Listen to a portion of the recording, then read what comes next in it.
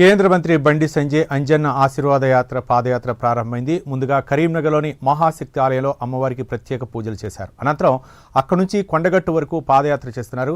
సుమారు 40 కిలోమీటర్ల మేర పాదయాత్ర సాగనుంది. దారి పొడవునా ఫ్లెక్సీలతో ఘన స్వాగతం పలికారు. ఇక ఈ పాదయాత్రలో సర్పంచ్లు, వార్డు సభ్యులు, కార్పొరేటర్లు పాల్గొన్నారు. ఇక 10th పరీక్షల నేపథ్యంలో ట్రాఫిక్ ఇబ్బంది లేకుండా క్రమశిక్షణ పాటించాలని కేంద్ర మంత్రి బండి సంజయ్ పిలుపునిచ్చారు.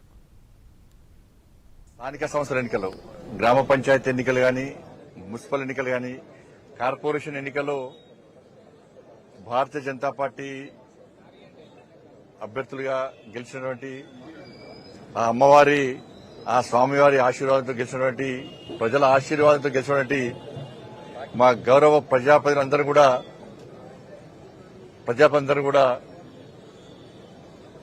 కొండగట్టు అంజన్న దర్శనం కోసమని వస్తామని చెప్పి ఆ రోజే మొక్కోవడం జరిగింది.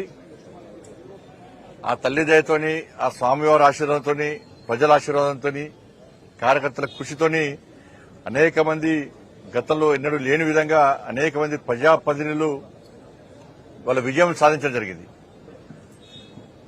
వార్డు మెంబర్లు గాని, ఉప సర్పంచ్లు గాని, సర్పంచ్లు గాని, కౌన్సిలర్లు గాని, కార్పొరేటర్లు గాని, మేయర్ గారు గాని, డిప్యూటీ మేయర్ గారు గాని అందరూ గెలిచినటువంటి ఈ శుభ సందర్భంలో ఆ మొక్కు తీర్చుకోవడానికి ఈరోజు కరీంనగర్లోని నేను నమ్ముకున్న, నన్ను ముందు నడిపే